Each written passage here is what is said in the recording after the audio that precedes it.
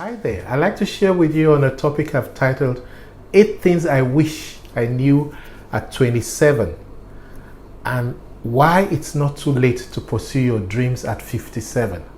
Yeah. First, a note of caution here. There's so much advice, life tips, and even success or money-making secrets out there. It's therefore important that you do not listen to too much advice. That is because most people, including me, only give advice based on what has happened in their own lives. This does not mean that the same outcomes would apply in your situations in your own life. While it is useful to hear some feedback from people that you value or look up to, it is very important that you weigh the advice and then make your own decisions. That way, you own your decisions, and if things don't work out well, you learn from it and move on. So here are the 8 things I wished I knew at 27 and why it's not too late to pursue your dreams at 57. 1. Learn to break the rules. Yes, break rules. You see, all of life is driven by rules and patterns. Go to school, get a job after graduation, get married, have children, save, invest to give your children the best you can, and to prepare for your own retirement. I have since come to realize that life can be much more than that. You can choose a different path. For example, striving to get a certificate out of school is not the same as getting an education. Right? There are many out there with certificates who are not educated, and there are many who are educated without certificates. And who says getting a job is the only way forward? I would have been an entrepreneur much earlier, for example. I wish I was. And it's possible to acquire more learning from apprenticeship than you may from the 4 walls of a school, for example. As Arnold Schwarzenegger said, break the rules. We have so many rules in life for everything. I say break the rules, quoting him. Do not break the law, but break the rules. 2. A discovery of purpose is liberating. Let me ask you these questions. What do you have that you have been given by God? Is it a voice, gifted hands, education, riches, wealth, health, brains, wisdom, beauty, administration, hospitality, etc.? What are you doing with these gifts? The answer to these questions are pointers to your purpose on earth. Once discovered, purpose reduces stress, increases one's satisfaction, and more importantly, prepares you for eternity. It is in discovering, developing, and using those treasures that you get fulfillment in life, and ultimately society benefits from the value you have created, and they pray you. To help those still in search of purpose, one of my 7 books is an attempt to help you answer the 2 questions I asked earlier correctly, and hopefully lead you on the path to fulfilling your true purpose on earth. You can reach me through the contact details I will share at the end to get either a print copy of the book or an ebook copy of the book titled What Is That in Your Hands? 3. Money is good and required on this side of eternity. Period. I wish I knew earlier that if you left your money sitting in the bank, you are losing money as the value is going down because of inflation. So you're supposed to find ways to grow your money at the same rates or higher rates, ideally than inflation, so that the value is keeping up with inflation. Money is good, as it affords you the freedom to have great choices from what you want and what to choose from. In pursuit of more money, though, be guided by your level of risk tolerance and consult knowledgeable and trusted people on money matters. 4. Debt is not all bad. You see, I grew up in a family and an environment that encouraged debt.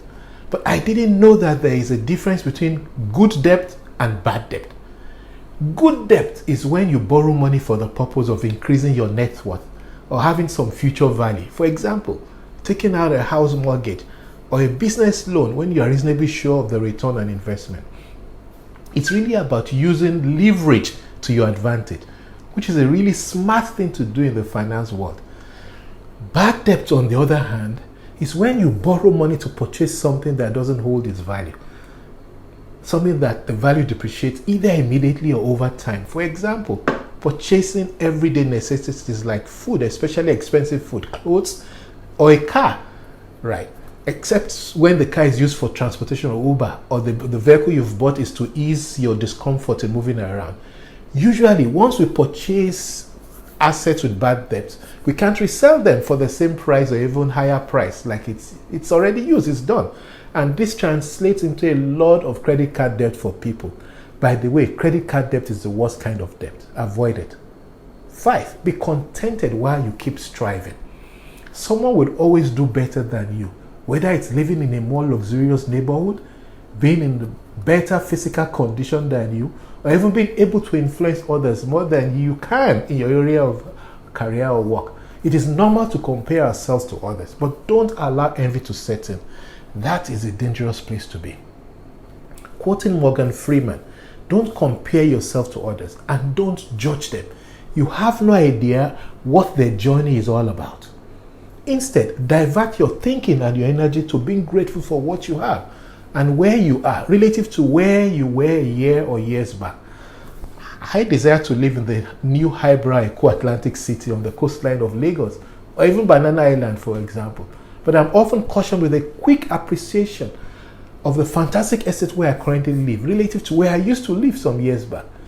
Even though many will give an arm and a leg to be where I am, being thankful for what we have helps us to put things in better perspective, whilst spurring us on to develop ourselves with a view to attracting more comfort from the improved value we also put out there. 6, make out time for yourself. Yes, it takes an intentional effort to rest or to take time off work in the times we live in. You are in charge of your happiness. Being constantly busy is bad. I have since learned to schedule time to rest, time to do the things that relax my body, soul, and spirit the most, or some just me moments. This is key to life and living. Even computers often need to be reset to function properly. How much more human beings? 7, you can't do it all by yourself. Do not be afraid to ask for help. In fact, no one person acting alone can ever achieve more than 2 or more people working together in agreement and with a clear focus. I have achieved more and continue to do so from opening myself up to be helped by others. And guess what? Guess what? The help I seek is usually from people that are younger than me, less educated or even less privileged than I am. There's a lot of wisdom and energy locked up in these groups. And from my experience, their help usually also come from a good place and a desire to help me succeed in payment for my own also having been good to them in the past. 8, there's no finish line. Life really has no finish line. Just do it. People make self-imposed finish lines for themselves. You are never too young to start, and you are never too old to learn new things. There really is nothing like retirement. You should just move on to something else, equally fulfilling and impactful for you. No matter how much you grow, there's always more room to grow. There's no such thing as I've made it in my world, not in my dictionary. Each day, you have to keep learning and keep growing. That's what I do. The moment you stop, you start to die. Finally, what others think of you is none of your business. So just keep walking. Just keep being you. There you have it. 8 things I wished I knew at 27 and why it's not too late to pursue your dreams at 57. My name is Olusoji Oyawe and I seek to enhance the capacity of anyone that I come across. Please let me know in the comment section which of the 8 most resonate with you, or perhaps share your personal experience on any of them. And if you require my services, you can reach me through my email info@sojioyawoye.com info@sojioyawoye.com. I look forward to reading your comments so we can take this discussion further. And especially if you're in your teen years, mid-20s, early 30s, honestly, there's a lot you can still do. And I hope this is of some help to you. And again, if you're about my age group, your mid-50s, close to 60, or even above 60, it's never too late either. I hope this has been of some help to you. I like to hear the feedback from the comment section. Thank you, and bye-bye.